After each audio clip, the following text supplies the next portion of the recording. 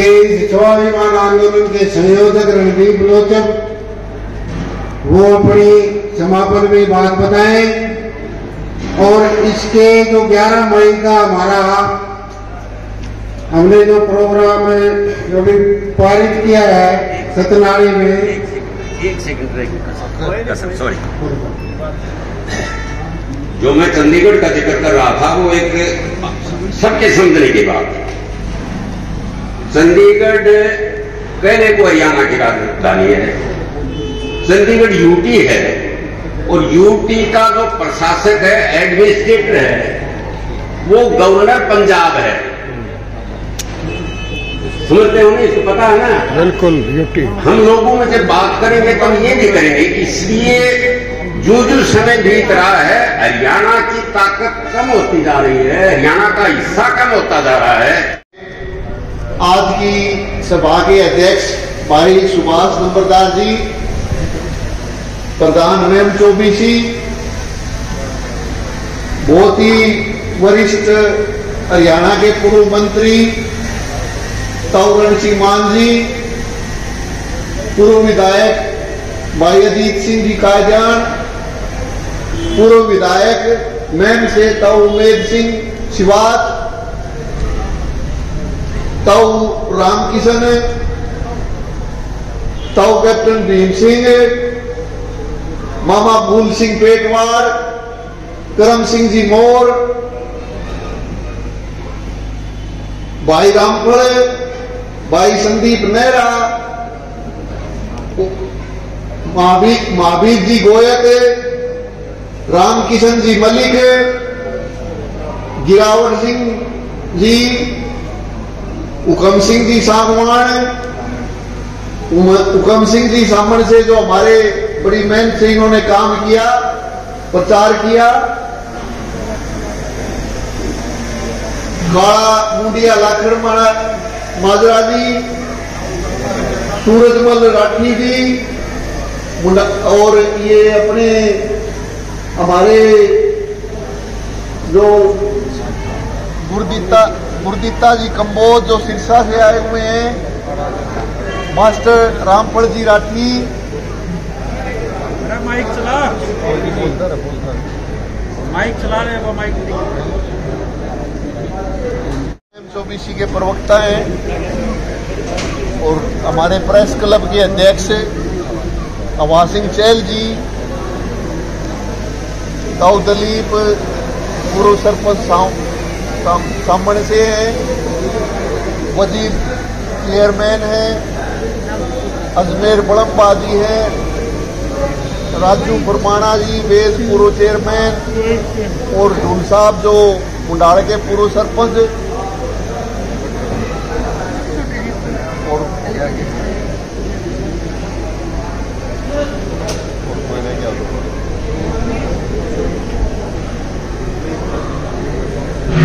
समाचार हुआ यदि किसी का मैं नाम नहीं ले पाया, स्वामी नित्यानंद जी जो मेरे पास ही बैठते थे।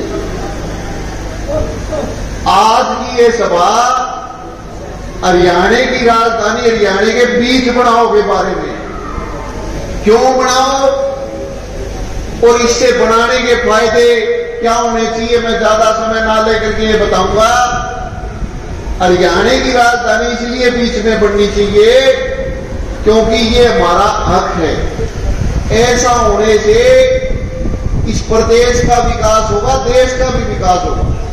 1947 में पंजाब हरियाणा हिमाचल की राजधानी थी शिमला, क्योंकि शिमला एक कोने में पड़ती थी तो सब ने ये कहा कि भाई राजधानी बीच में बनाओ। तो 1949 में केवल 2 साल में नया शहर चंडीगढ़ पथरीली जमीन पे बीच में बनाया गया।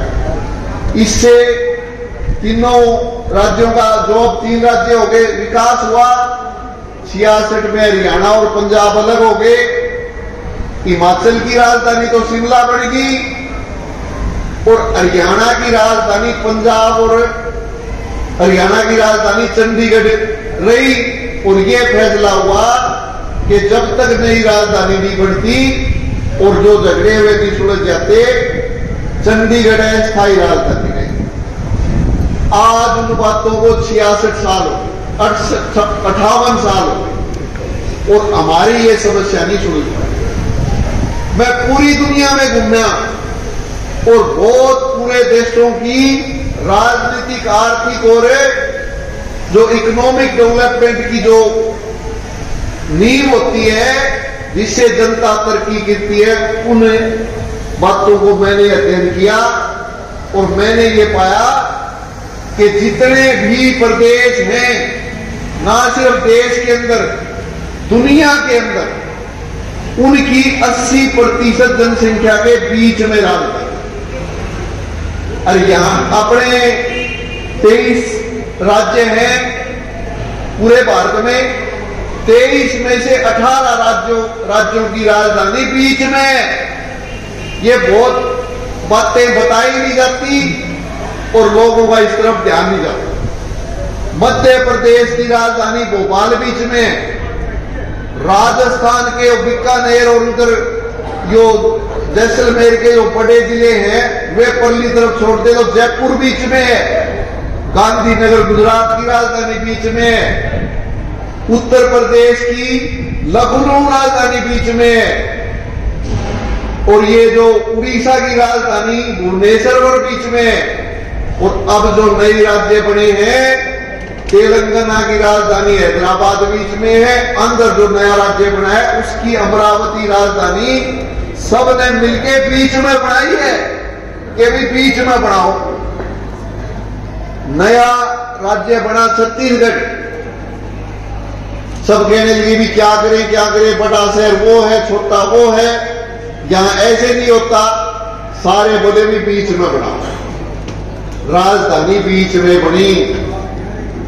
और हमारा क्या बना? हमारा कुछ नहीं बना। 58 साल से मैं देख रहा हूं, 3 पीढ़ी मैं तो क्या देख रहा हूं, पर जो जनता का जो अध्ययन जो बता रहा है हम क्यों पिछड़ रहे हैं, वो राजधानी ना होने की वजह से। दूसरा, रोहतक जिले से भी छोटा राज्य है मणिपुर, उसकी अपनी राजधानी है, हाईकोर्ट है, विधानसभा है। भिवानी जिले से भी छोटा राज्य है त्रिपुरा, उसकी अपनी राजधानी है, हाईकोर्ट है, विधानसभा है। और जींद जिले से भी छोटा राज्य है नागालैंड, उसकी अपनी हाईकोर्ट है, राजधानी है, विधानसभा है। हरियाणा जो देश के 5वें नंबर का टैक्स केंद्र को देता है, पर ना हमारी राजधानी है, ना हमारा हाईकोर्ट है और ना हमारी विधानसभा है तो हरियाणा से बाहर है। मैं पिछले बार दक्षिण हरियाणा के टूर पे गया, बड़े वकीलों से, छात्रों से बात की, बहुत दुखी, हमसे ज्यादा दुखी दक्षिण हरियाणा है। बड़ा भारी दर्द है, लेकिन इस मांग को उठाए कौन? सभी विद्वान बता रहे थे और जनता में जब हम घूम रहे थे तो यही बात आई कि हमने तो बेरा है, बात ठीक है, तुम्हें दक्षिण आराम जाके बताओ, दक्षिण हरियाणा जगाओ।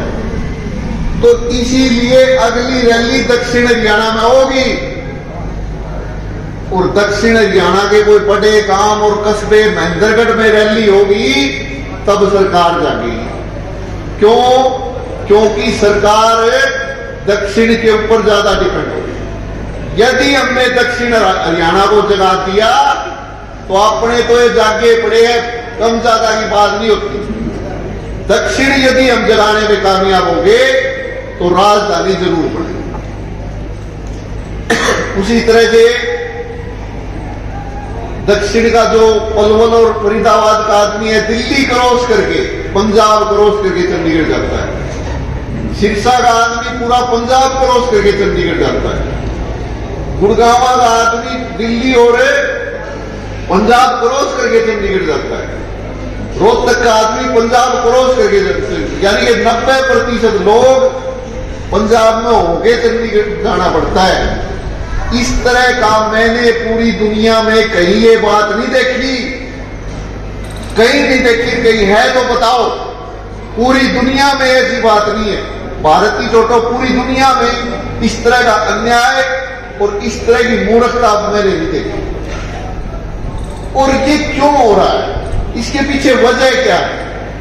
इसके पीछे वजह है कि 58 वर्षों से छोटी सोच के लोग, जिनकी समझ छोटी है और जिनको सुलझानी बात को नहीं आवे, उनकी वजह से। हाँ, एक बंसीलाल जी ने राजधानी की बात उठाई थी और वो ठीक थी, उनकी सोच भी थी, और वो किसी ना किसी वजह से वो सरकार उनकी चली गई, नहीं तो राजधानी बढ़ जाती, क्योंकि बढ़नी चाहिए। और अब आप ये देखो इसका फायदा क्या हो, ये तो बात होगी कि अब हमारी राजधानी क्यों बढ़नी चाहिए। अब पत्रकार है, मोहल्ला है, गांव है, उसमें हमें जवाब देना पड़े तो ये बात हमें जाना है। जब क्यों बढ़नी चाहिए होगी, अब इसके फायदे क्या है? इसका फायदा ये होगा कि अब जो अर्थव्यवस्था है उसका सिस्टम चेंज हो रहा है, यानी कि उसकी धुरी चेंज हो रही है। अर्थव्यवस्था अब पूरी दुनिया की और भारत की कृषि के ऊपर आधारित नहीं है। केवल 30% लोग ही खेती के ऊपर कर रहे हैं, वो भी जोत घटती जा रही है। अब व्यापार और नौकरी, व्यापार और नौकरी, व्यापार और नौकरी तब चलते हैं जब बड़ा शहर और नया शहर होगा। चीन और भारत दोनों ही कृषि प्रधान देश थे, बड़े भयंकर अकाल चीन में पड़ते थे। हमारे तो ये नौबत बहुत कम आई क्योंकि हमारा कृषि प्रधान देश है। तो चीन ने 200 शहर बसाए, 200, और कई शहर जो उनके हैं उजाड़ पड़े, बसाए तो, पर कामयाब को नहीं हुए। क्यों नहीं हुए? इसीलिए नहीं हुए कि उनको बसाने का वो मास्टर प्लान और जो रोड मैप है वो नहीं दे पाए। इसीलिए 200 में से कई शहर जो है वो अब तक भी सुनने पड़े हैं। सारे शहर बन के तैयार हो गए, लेकिन उसमें कोई रह नहीं था। लेकिन 180 शहर, उसमें लाखों करोड़ों लोग रह रहे हैं, बड़ा रोजगार कारोबार कर रहे हैं, और उस शहर के नजदीक जितने किसान हैं वो भी बड़ी भारी तरक्की उनकी कर रहे हैं। अब हमारे देश के अंदर कोई शहर के बारे में इतना कोई मंथन नहीं हुआ।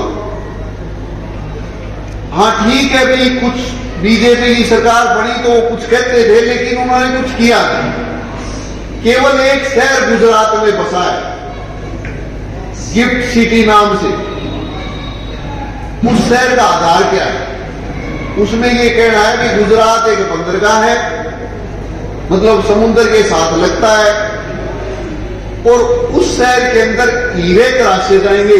हीरे केवल हिंदुस्तान में ही पाए जाते हैं, हीरे कोई नहीं, और उसके साथ सोना और ये टूम बनाने की बड़ी बड़ी कारोबारी पूरे दुनिया में हुए।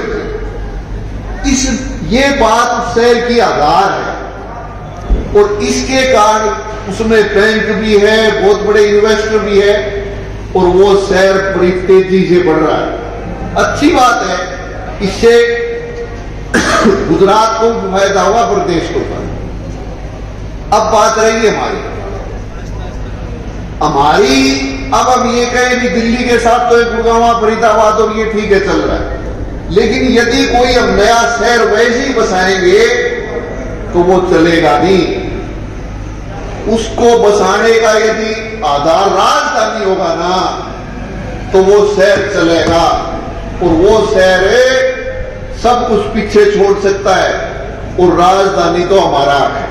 अब सोचने की बात है कि सभी जानते हैं कि राजधानी पंचकुला में है, वो धीरे से करके चंडीगढ़ में है, धीरे से करके पंचकुला में ले जाएंगे। ये कोई छिपी हुई बात नहीं है, सब इस बात को जानते हैं। सरकार की ये चाल है, विपक्ष की ये चाल है, जो भी, लेकिन उससे देश का विकास नहीं होगा, ना उससे हरियाणा का विकास होगा, और ना कोई पंचकुला में सुख मिलेगा।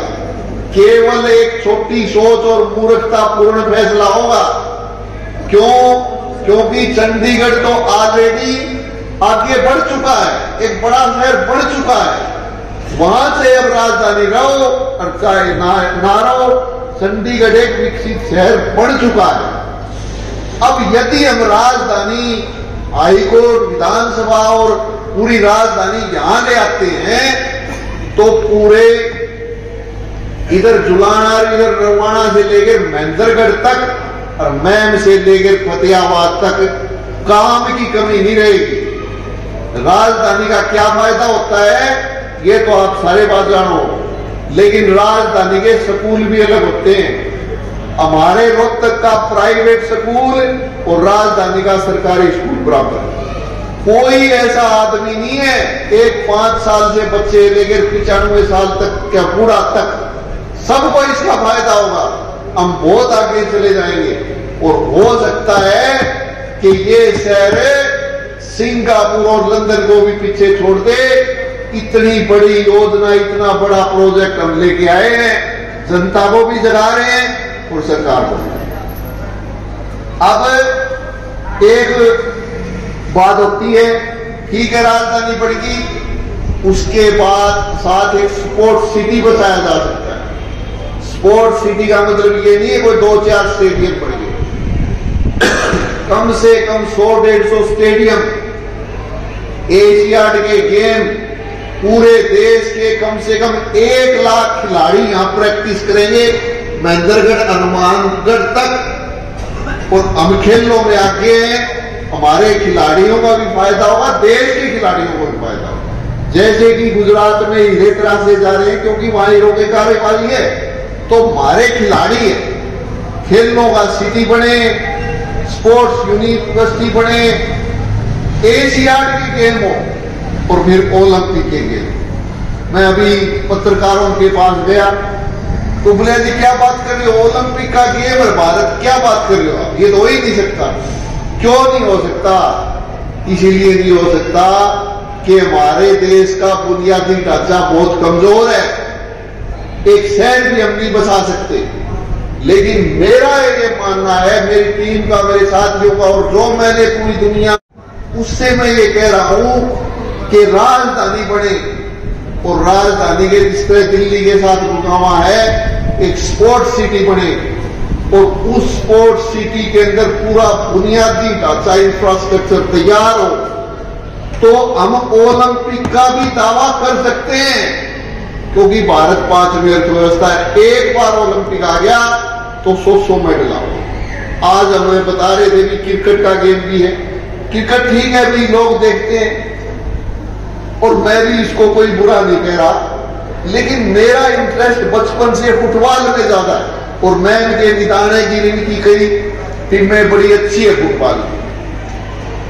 फुटबॉल में तो हम क्वालिफाई नहीं करते, पूरा स्पोर्ट्स सिटी बनेगा, हम फुटबॉल की भी कोशिश करेंगे, फुटबॉल में क्वालिफाई करेंगे और फुटबॉल का वर्ल्ड कप भी यहां हो सकता है। जिस दिन यहां ओलंपिक और वर्ल्ड कप आ गए उस दिन देखना ये देश दुनिया का सबसे बड़ा देश होगा। हम चीन और अमेरिका को पीछे छोड़ देंगे, इतना बड़ा विचार लेकर के हम घूम बैठे। और विद्वानों ने अपनी सारी बात बताई, ये बड़ा अच्छा है। अमेरिका के बड़े एक रणनीतिकार ने कहा कि भाई चुटकुले सुनानिए भी कॉमेडियन और तमाशबीन भी भीड़ कर लेते हैं देता, और आज तो स्पोर्ट्स अपना खेल है तो खेल के लिए भी करोड़ों लोग इकट्ठे हो जाते हैं, लेकिन नेता भीड़ को, नेताओं का समूह दिशा निर्देश देता है, एक चुटकुलेबाज और कोई खिलाड़ी नहीं देता। आज कम से कम 100 वो रणनीतिकार, 100 वो नेता इस मंच के ऊपर बैठे हैं। और जैसे कि ताऊमान बता रहे थे कि आंदोलन में मुद्दा बड़ा होता है, आदमी नहीं होता। आंदोलन में मुद्दा होता है, सही बात है, लेकिन उस मुद्दे को सिरा चढ़ाने के लिए भी एक मजबूत टीम चाहिए। किसान आंदोलन में क्या गलती हुई हमसे, कानून तो वापिस हो गए, लेकिन एक समय ऐसा था जब सरकार कह रही थी भी जो भी बिल लाओगे हम लागू कर देंगे, यदि वो बिल लागू हो जाते तो हम कहां होते। पर एक बात भाई, ये कानून रद्द करो, रद्द हो गए, कानून तो रद्द हो गए, 1 साल तक हमारे भाई बैठे रहे, पर यदि हमारी टीम सही होती तो हम बहुत आगे जा सकते थे।